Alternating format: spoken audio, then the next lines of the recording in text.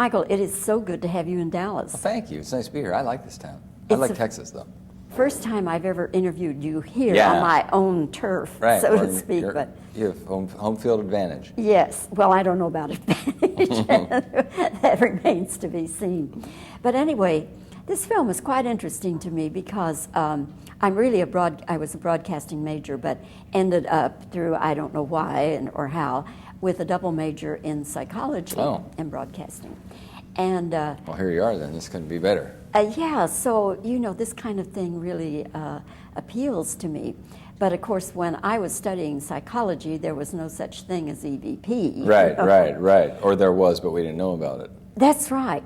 Now, what is a quick explanation for the uninitiated? Well, what they call EVP, or what electronic voice phenomenon, and then they shorten it to EVP, which I thought was something that was created for the film. In fact, it seemed like such a curious and an original idea for a movie, but at the same time, I thought, well, this is out there, and I'm not sure that people really buy this until I learned that there were several websites devoted to this and a whole following and a phenomenon that had been going on in America, in Canada, in Europe. And it's growing. You're starting to sort of see little things in the press about it now, and this movie's really going to probably bring it more to light. But the theory is that people have contacted, people who have passed on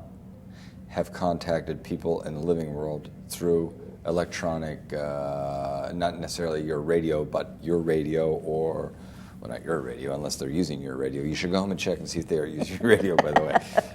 Televisions, VCRs, but the theory is that it travels through electricity, and they have an entire scientific explanation as to exactly how that works, which I don't understand because I was never very good in science. I remember, though, in college, different courses where they said that someday they would be able to capture every sound that ever went out into space. Really? Yes. Wow. Yes. You mean that it's already gone out because of the town? Imagine that. Wow. They're out there, and someday they'll be able to capture them.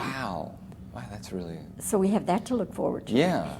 There's a lot of probably radio shows I could go out and hear if I got out there fast enough that I missed. And there are a lot of things that have been said that you just as soon not be Nobody captured. Hears. That's exactly right. Probably more than that. But also well, yes, I was going to say something that I shouldn't say on the air. So I'm not going to. Yeah, don't. We just have to bleep it. That's right.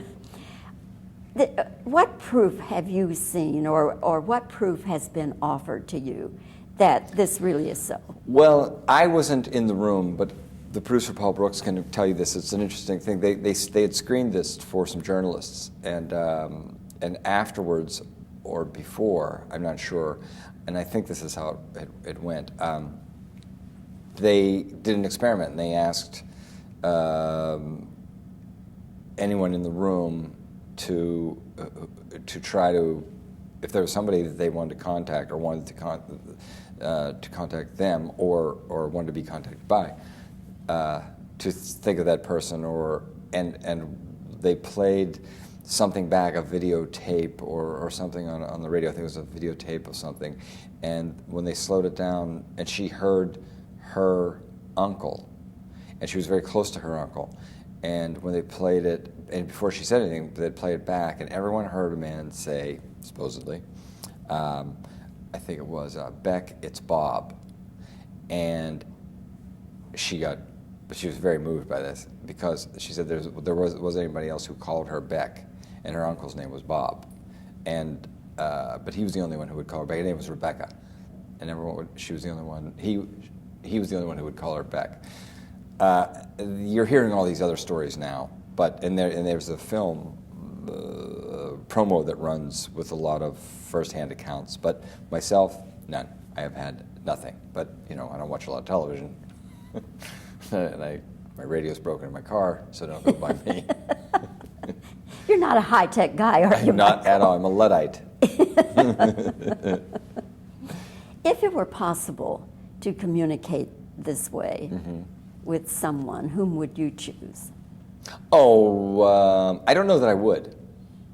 I don't know that I would do it. Because I think with certain people you'd want more, and then you'd be limited. So, you know, and I don't know, I'm not sure that I would, actually.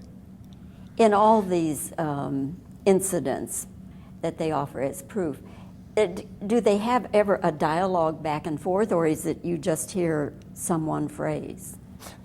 There's kind of, in the film, mostly things are truncated. Because what this movie actually becomes, which was really wise on the writer's part, it's a mystery, actually. It's a thriller. It's really scary, and it's a real smart film. But it's actually a mystery because he's starting to get clues, and he's in the beginning a non-believer, an absolute non-believer. But he's so desperate to contact his wife or have his wife contact him, that he starts to get sucked in, and then he becomes obsessed. But then she starts to give him X amount of information, and then I'm not going to tell you the rest because I don't want to ruin it for anyone watching. But now he's on a very driven. He's very driven about getting to the bottom of what she's trying to tell him, but also he wants to stay in contact with her.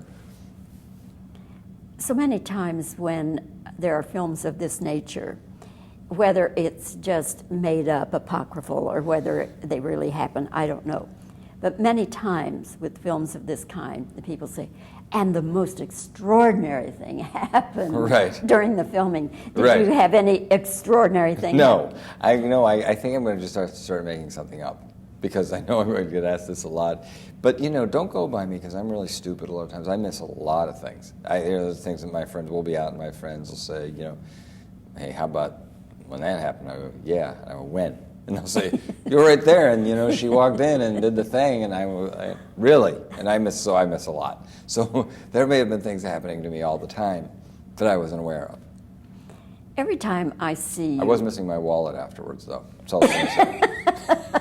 But that could have been one of the guys in the crew. I don't know.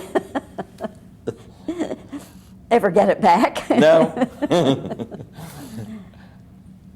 Every time I see you in something, I am always, again, saying to myself, this guy is one fine actor. Oh, thanks. That's very nice. And where is he is probably the other thing you're saying. He's never in anything. Well, you don't work as much as a lot of actors who have maybe your abilities or less even. So why don't you work more? Well, I mean, I am extremely picky, but I don't think that's the end. That's the whole story. I used to just say, well, I'm real picky, and I am. However, I don't think I was particularly interested in a lot of things in a long time. I don't know that I was interested in doing this for a living for a while, for a little period of time there. And but I like work. I believe I like to work at something. I enjoy working. I like building houses, and I'm involved in other things that I like doing. I like staying active, but I kind of lost the interest a little, and also there was nothing that I could find that I thought I was good enough to do, or that I cared about doing. It didn't move me. I wasn't, or it was like something I had already done. I have a little bit of a problem. Once I do something, I don't ever want to do it again, and that's impossible, especially the way movies are now. You pretty much are what you are because that's who they're buying. And there's no crime in that. I just didn't find it interesting. So this was the first script and film to come around that, I'd never heard of anything like this, and I hadn't, and the guy is not a big stretch for me. It's a version of me or you. He's a person who would, is pretty right down the middle of the road until this comes into his life. So this was an interesting way to come back, and I've done like 3 or 4 altogether, and then I'm starting another one in the spring, it looks like. So when I came back to work again after, it's not like I didn't work at all, I just wasn't working very much. So mostly it's that I'm picky and I wasn't particularly interested, and I have to be, something has to prod me, like I have to be curious about something, like White Noise, I was curious about this, or I have to be interested enough to do the work, When you look back on films that you have done, for instance, Mr. Mom, Yeah. what comes to mind? Well, I love Mr. Mom. I think that John Hughes probably has a legitimate legal argument right now because I'm half joking. There's a song, it was a really nice band. I think Lone Star does it, or I think it's a Texas band actually. That is Mr. Mom, and it became part of the nomenclature. But the song is the movie. It's like they sing about the song, and it's an animated video, and I think they probably animated the video so they wouldn't get sued. But it is the movie, and it became that phrase became part of the nomenclature, we worked harder on that film than people realize because it was really funny. The script, when a script makes you laugh out loud once or twice, that's huge. You ask any of these guys you interview, it's hard to find anything that makes. If you get one or two big laughs, plus the guys who are really good at it are real picky. Guys like Ben Stiller and guys who are very smart and good at comedy, they know, they just know. Will Ferrell, they'll tell you that you might get something. It's rare to find anything that's really funny, and so if you have a few laughs and you go, okay, we can work with this. But in the making of the movie, there were certain things that we worked hard on to make, just to really improve it and make it better, and it was worth all the headache. So it looks like this nice little easy movie, and it is, but it was really hard to get it there, and it became like a small American classic comedy, without a doubt. And every time I see it, I laugh as much as I did the first time I saw it. And it holds up. It does hold now, up. It was true, and it's true more now, I think, than ever. Men do that, and it's hard. It's the hardest job in the world. It's the hardest job in the world, being a homemaker, I think, and a mom. Another performance of yours that I admired so much then and still do, Clean and Sober. That was a fabulous performance. Yeah, thanks. That was a year when it was between that and Beetlejuice that I won the National Film Critics Award because it was so diverse, and I love both those films. Those are two of my all-time favorites because there was really something to do, somewhere to go and work on. You came home from work every day and knew that you had worked, as opposed to a lot of movies you kind of go, I don't even know what I did. You don't feel like you did anything. After you did Clean and Sober, did you hear from... Get drunk? Yeah, I went out. I drank pretty good for a few years after that. There's that sense of humor coming out again. No, did you hear from people, though, who had gone through similar things? Yes, all the time. I still hear it. Really? Yeah, I still hear it. That's really great. I'm so lucky to have the job I have. Honestly, this is a huge blessing. Because how many jobs do you have where people come up to you and tell you how much something you did helped them, or made them at least look at something and think about something. They show it at Al-Anon meetings and AA meetings and in rehab clinics. I can't tell you how many people have said, I saw that when I was going into rehab. That movie really made me think a lot, or helped me a lot, or they just liked the movie. They just liked the film. Is there any role that you turned down that you could just kick yourself? Well, I don't tend to. I do go through periods of with not just films, but where I do go through a period now and then where I kind of intensely get mad that I didn't do something, but it doesn't last very long, and then it's over, and then I move on, and that's the end of the story. And I don't think about it anymore. There's a role that was really well done, and I really wanted to do it, but in the media, and that's a movie called Dave. And Kevin's so good. Kevin Kline. Yeah, he's so talented, that guy. I think he turns down more movies than I do, which is saying something. But I was just about to do it, and I thought, I wouldn't make this movie the way they want to make it. They were right, I was totally wrong. That was a really good little movie, and when I saw it, I thought, probably should have done that one. Well, you finally did get to play the president. That's right. That's right. You got to play the president. How do you not play the president if you get the chance? Who did you use for your role model? Well, that's interesting, because I haven't seen it, the movie. There's a lot of movies I'm in that I've never seen. So I want to someday see that movie and see if I look presidential. I tried to create my own president of who I wanted to be. And I thought, if I had to put him in a political party, what party put him in? And I couldn't. I really couldn't put him in. I mean, he definitely had Republican ways. And I would watch George W. occasionally and just think about, just watch him and think about how I could apply anything since he's the current president. And Clinton, because Clinton had enormous charisma. He was also tremendous, whether you like him or not. His presidency was outstanding. His presidency. And then I thought, but if I were, which is something I've, every guy has probably thought about when you sit there and you're really angry watching CNN and you think, if I was president, I would do this and this. And so I tried to create my own person, and I couldn't really put him in a political party because I think the two-party system is it should have been done away with a long time ago. It's a waste of time. It kind of doesn't exist weirdly. We live in a country where it's so divided and at the same time not, in my opinion. A lot of people agree with you. Yeah, because you know what?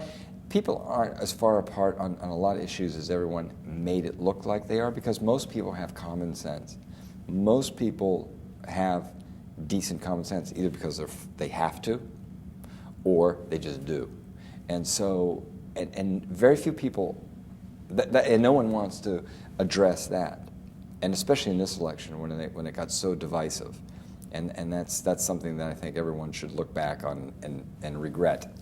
Both candidates, both parties, we were divisive when we shouldn't have been, and whether Kerry was the right guy or not, to his credit, he kept saying, we're getting farther apart and we should come together, even though I think that party was divisive as well. Michael, it is great to see you again. Thank you. I'll see you on the campaign trail when I come back. And I hope the people will have a look at White Noise, because I think they'll be quite fascinated. And there are a couple of moments in there where it just really brings you right out of your chair. Oh, yeah. It's a thrill. It's a ride. It's a good ride. Yeah, it's scary. It sure is. Thanks, Michael. Thank you. Good to see you.